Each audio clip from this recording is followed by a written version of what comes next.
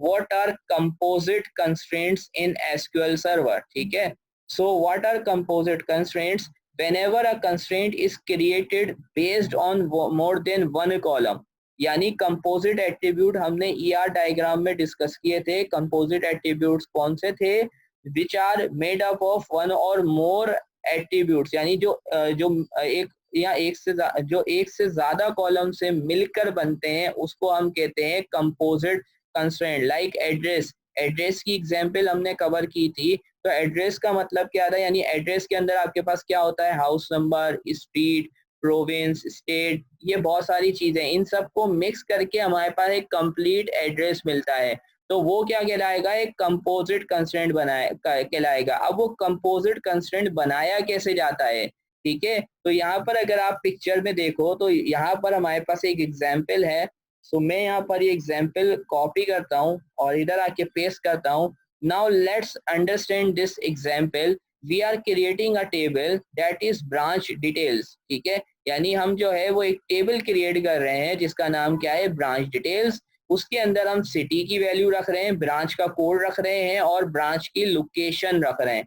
लेकिन हमने एक कंस्ट्रेंट बनाया है city underscore BC underscore unique, ठीक है। यानी ये हमने जो है एक कंस्ट्रेंट बनाया है। इसको जो भी नाम आप देना चाहें, यहाँ पर आप अपनी मर्जी का नाम दे सकते हो, ठीक है। तो यहाँ पर हमने बोला कंस्ट्रेंट और ये हमने कंस्ट्रेंट का नाम दिया। कंस्ट्रेंट कौन सा लगा रहे हैं? यूनिक। और साथ में हम क्या बोल रहे हैं? सिटी और ब्रांच कोड। क्या बोल रहे हैं? City and branch code. तो अब क्या होगा? क्योंकि हमने सिटी और ब्रांच कोड को क्या लगाया है? इनको मिक्स करके बनाया, यानी ये दोनों जो है वो मिलके एक वैल्यू जनरेट करेंगे, ठीक है। तो इसका मतलब क्या है? तो हमने यहाँ पर ये जो कंस्ट्रेंट लगाया है वो किसके ऊपर लगाया है? ये हमने कंस्ट्रेंट लगाया है सिटी और ब्रांच कोड पे। और कंस्ट्रेंट क्या बनाया है? ये हमने कंपोजिट कंस्ट्रेंट बनाया है। तो हम क्या बोल रहे हैं कि भाई ये जो सिटी है और ब्रांच कोड है, ये जब मिलके आपके पास एक वैल्यू फॉर्म करेंगे तो वो क्या होनी चाहिए? यूनिक होनी चाहिए। क्या होनी चाहिए? यूनिक होनी चाहिए, वरना आपके पास क्या आ जाए?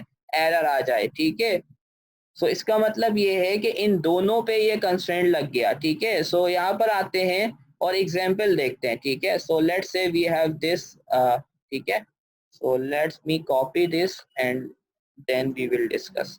सो यहाँ पर आप देखो कि मैंने वैल्यूज कैसे यहाँ पर ऐड करवाई है। मैंने कहा हैदराबाद XYZ, क्योंकि देखो मेरे पास फर्स्ट कॉलम क्या है? सिटी और ब्रांच कोड। अब मैं यहाँ पर क्या कर रहा हूँ कि भाई हैदराबाद XYZ, ठीक है, अलाउड। Hyderabad ABC allowed. लेकिन हैदराबाद XYZ का कॉम्बिनेशन में अगेन एंटर करना चाहूंगा तो वो अलाउ नहीं करेगा।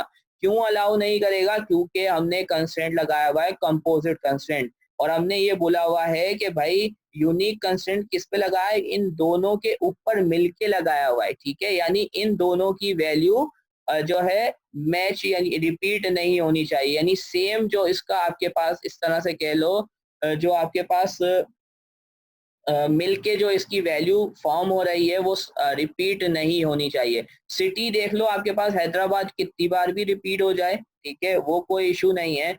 कि इन दोनों फील्ड की वैल्यू मिलाकर जो है वो यूनिक होनी चाहिए। लेट्स सपोज यहाँ पर आप देखो तो इन दोनों की वैल्यू बना के पहले क्या मिल रही है? हैदराबाद XYZ, सेकंड में हैदराबाद ABC, तो ये क्या होगा? यूनिक होगा। लेकिन थर्ड वन में आप क्या कर रहे हो? आप अगेन हैदराबाद XYZ एंटर करना चाह रहे हो, तो क्योंकि ये रिपीट हो गई और डुप्लीकेट हो गई तो आपके पास क्या होगा? यूनिक का कंस्ट्रेंट लगा हुआ है, तो इस वजह से आपके पास क्या आएगा? एरर रिजल्ट होगा, ठीक है। So let's run this example, ठीक है। मैं यहाँ से इस टेबल को एग्जीक्यूट करता हूँ। So you can C command is completed successfully. Now यहाँ पर मैं इंसर्ट करता हूँ ये फर्स्ट टू रोज, ठीक है। तो first two rows are inserted, ठीक है। Now I am want to insert the third row, ठीक है। तो मैं यहाँ से थर्ड रो को भी इंसर्ट करवाता हूँ। और थर्ड रो में आप देख सकते हो क्या है कि थर्ड रो के अंदर ये अगेन रिपीट हो रहा है। So when I execute this I am getting a error, और वायलेशन आपको बताई जा रही है कि भाई वायलेशन ऑफ द यूनिक की कंस्ट्रेंट, और कंस्ट्रेंट का नाम आ रहा है, ठीक है। यानी आपको पता चल रहा है कि हमारे पास कंपोजिट कंस्ट्रेंट के अंदर एरर आया है। और can not insert the duplicate की इन ऑब्जेक्ट ब्रांच डिटेल्स के टेबल के अंदर इशू आया है और डुप्लीकेट की जो है वो क्या है, हैदराबाद कॉमा XYZ, यानी इन दोनों का कॉम्बिनेशन पहले से आपके रिकॉर्ड के अंदर मौजूद है और आप सेम कॉम्बिनेशन को अगेन अलाउ नहीं करना चाहते। क्यों? क्योंकि आपने इन दोनों कॉलम्स को मिला के कंपोजिट कंस्ट्रेंट लगाया हुआ है। तो इस तरह से जो है वो आप कंपोजिट कंस्ट्रेंट्स जो है वो अपने टेबल्स के अंदर लगा सकते हैं।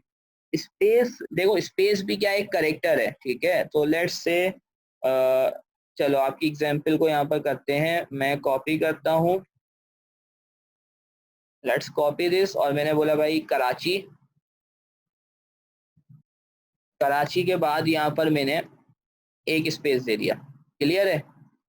तो स्पेस देके एक वैल्यू इंसर्ट करवाता हूँ, ठीक है, और एग्जीक्यूट करता हूँ, तो you can see we are getting one row affected, ठीक है। So now again I want to insert this, ठीक है, मैं अगेन इसको इंसर्ट करना चाहता हूँ, तो देखो अगेन वायलेशन आ गई, ठीक है। तो स्पेस भी है, क्योंकि स्पेस क्या होता है, स्पेस भी आपके पास जो है वो एक करेक्टर है, इस वजह से स्पेस भी आपके पास यूनिक में काउंट होगा। तो अगर आपने स्पेस दिया है और अगेन स्पेस दिया तो वो भी काउंट होगा।